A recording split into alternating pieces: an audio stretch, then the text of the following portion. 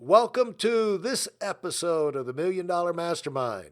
I'm Larry Weidel, and let's get started. We are welcoming back for this episode Britt, and we're going to tap into the emotional intelligence, the source of the emotional intelligence that guided him in his role as a key playmaker behind the scenes in the running the administrative wing of a huge marketing organization. And he was chief marketing organization. And not only did this small company explode to amazing growth throughout his career, he has retired now, but the culture that he helped create is continuing to compound. I would be remiss not to point out that now they went from a nothing company, and now they're over 100 billion of insurance, life insurance in force, 100 billion of cash compensation paid out to their sales force. They've just got over $100 million earners, and he can't take all the credit. He wouldn't take any of the credit, but Britt was a big key of creating the culture and the mentality at the administrative back office headquarters that allowed this organization to flourish and to continue to flourish. You know, the test is not just how well things do while you're there, but how well they do after you leave. What kind of shape is that company in, that team, that organization in after you leave? Is it a house of cards, or is it solid as a rock, and will it continue to flourish? And those of us that are building companies, that are raising families, are extremely focused on setting things in place that can go on for generations and generations. And that's why the whole idea of seeking wisdom, because wisdom drives consistency. Consistency drives emotional intelligence. And Britt's probably one of the greatest living examples of using those things in his career to make magic happen for himself and others. So welcome back, Britt. Would you say that along the way you picked up some particular advice that was passed on to you that was absolutely the worst advice that you could possibly get? That's an interesting question. And you don't have to give the name. And so uh, I work with people who at times were more interested in. You don't work there anymore. You don't work there anymore. You don't have to protect their feelings anymore. You're not going down the hall where they're gonna catch you for this. So you gotta kind of let yourself breathe a little bit here, Chess. Plus, if they're giving bad advice, they need to know. Yeah, tell him, Adam. Yeah, plus if they're giving bad advice, Chess, they need to know about it. Yeah. Well, right. I always thought bad advice when somebody was only interested in serving their self-interest. Okay. And that I never like to be around somebody that put their self-interest above the team. That I was responsible for meetings, okay, and that what you were trying to about. What we were talking about is meetings like 50,000 people, 40,000 people, things meetings like that. Yeah, it could be anywhere from 10 people to 50,000 people. Okay. Yeah. And that what you tried to accomplish at that meeting, you wanted to move the team. Okay, and then right. At times, that you had people making decisions on what was going to happen at that meeting. And it was an opportunity to showcase themselves versus, motivate the team, get the team fired up. And so that's a small example, but you could take it through, all sorts of things that happen within a company. And so, I grew up playing team sports. I'm a team, I always considered myself a team first person. And whenever anybody was taking the company resources and we're using those resources to make them look better versus the team look better, those kind of things always irritated me and never really lined up with how I thought you ought to run a company. And when you're in the middle of these things, I mean, you got to do things. You got to have things, when you show up, start a month, start a week with yourself. I imagine you had patterns of success that you settled into. Like, people want to know, what did you do?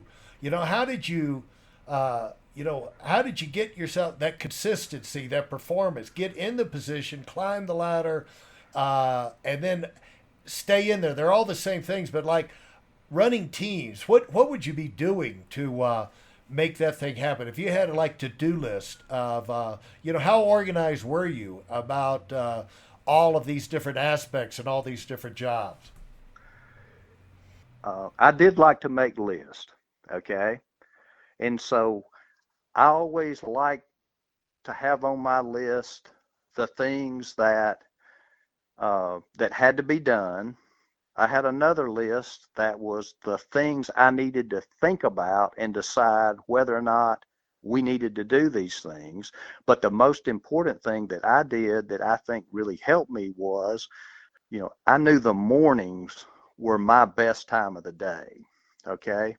And so I always looked at that to-do list, and I looked at the thing that I would try to identify the thing that was the most important thing to get done. And if I could get that done, it would make the biggest impact on the company. So that was one of the habits that I had. And I really developed it later in my career, but it was probably one of the most impactful things that I ever did, Larry, because if you come in and your most valuable time is the morning, and you're diddling around on the computer, or you're doing some non-productive thing, even if it's something that needs to be done, I never read emails in the morning whenever I was at my best. I was coming in and attacking the most major problem, and you could read emails, when you were slap wore out in the evening, and just answer them and say, hey, let's discuss, give me a call.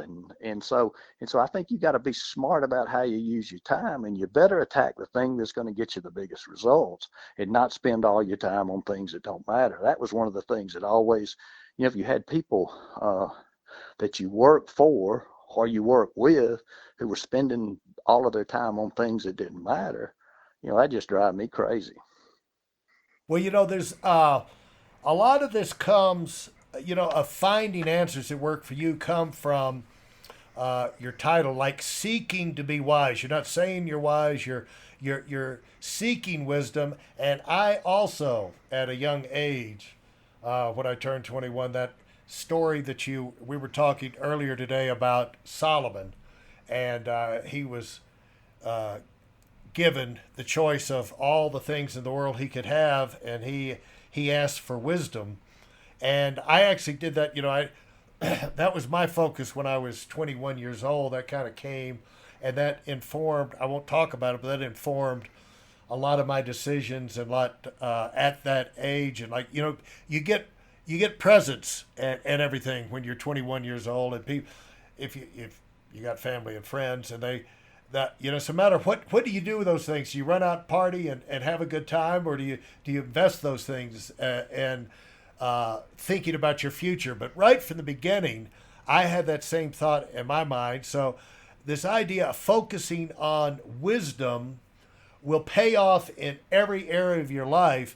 And so that's what you that's what you chose for your title. And you want to speak about that and tell people, as we wrap this thing up, tell them about the book and why you feel like this can be a life changer for them.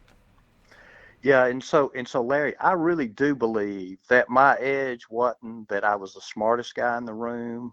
Uh, And I don't believe my edge was that I was the most talented guy in the room, and I certainly wasn't the best communicator in the room. But but I always felt like that my edge was I could sit in a room with people who are a whole lot smarter than me and a whole lot talented than me, but that for whatever reason, I could go toe to toe with them on creative solutions and coming up with the ideas and things we needed to be done. And so when I reflected on my life, I didn't set out to write a book. You know, I was reflecting on why I had success in life.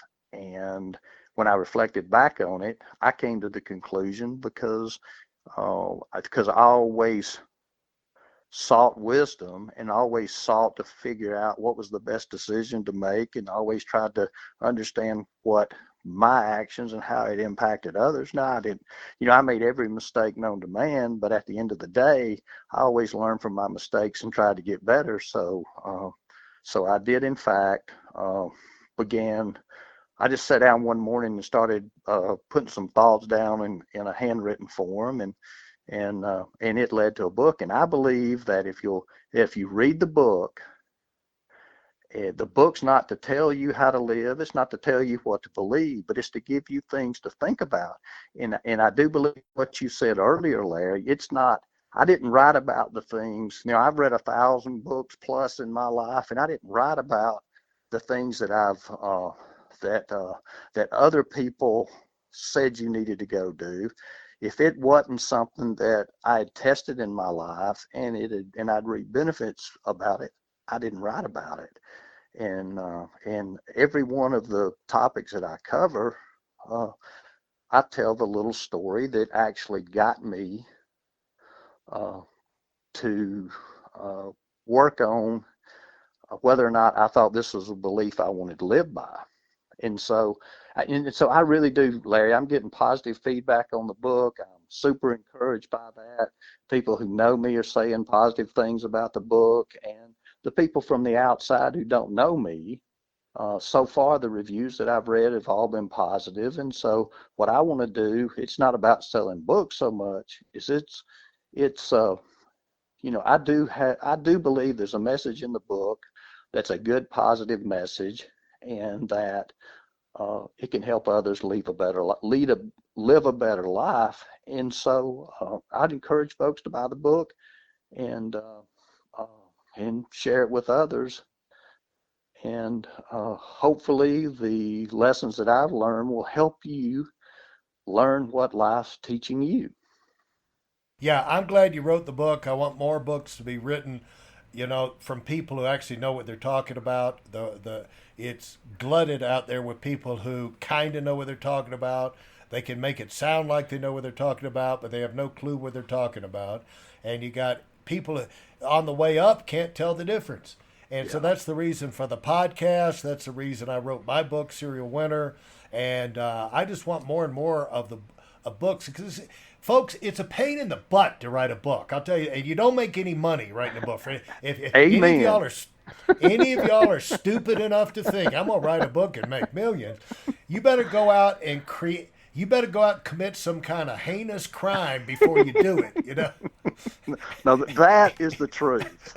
Okay. Yeah. You need to do something really wicked so you could be, and so people will want to read all about it. Bad news sells.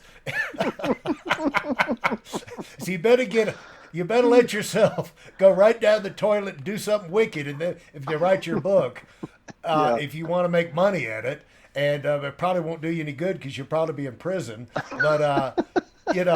But people who know what they're talking about don't have time to write books like this. It's just not our world. And I got into it because of a health situation shut me down. You got into it because you retired.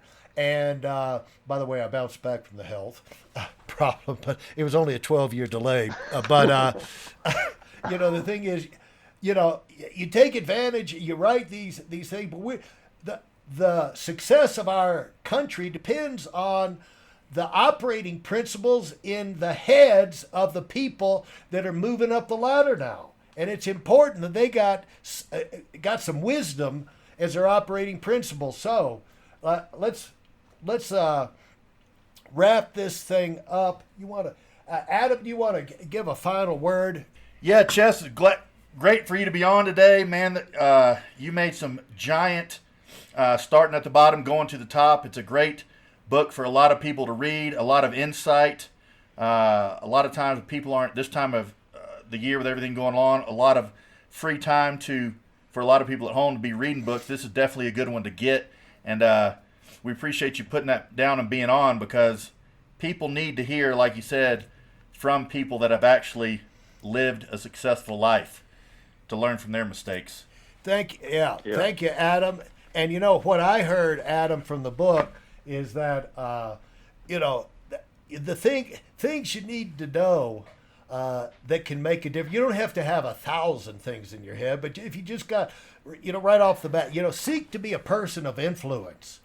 If you're a person of influence, chances are you're going to probably be pretty successful. You're probably going to climb the ladder. You're probably going to make above average income and maybe a lot of money, because you're a difference maker. And seek for that. Have some kind of proper ambition. Don't apologize for your ambition. Try to put yourself out there in the right kind of way, not to elbow everybody else to the back, but let your it's biblical. You're supposed to let your light shine. You're here for a purpose. You got talents. Get them out there and try and make a difference with what you can offer to the world. And what you'll find is the more you go, the bigger your influence, and the more you'll find out what's inside you and what you're capable of. So you got to get started. You got to have a good foundation, and you got to be unapologetic about wanting to make a difference and be that person of influence. And so there's just some simple things that you can get in your head that will make you right off the bat be stronger, be different than other people that are just trying to get through the day, just trying to shuffle their feet through to get to Friday where they can get a paycheck and spend all their money. They're not really trying to make a difference.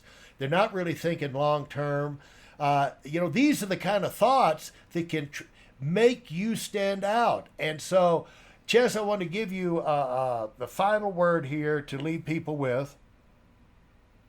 And so, Larry, I think what both you and Adam said was so well said. I'll leave you with this. Seek to be wise and see if it doesn't change your life. There you go. Hey, thanks so much, Chess. All right, Larry, you're the best. Appreciate you and Adam. Thanks for having me. All right, on. thank you. Thank you. Thanks for listening to this episode of $1 Million Mastermind with me, Larry Weidel. If I've helped you in any way, leave us a 5-star rating and review on Apple Podcasts. For more information like this, listen to our other $1 Million Mastermind episodes, and check out my Weidel Academy YouTube channel and visit us on WeidelOnWinning.com.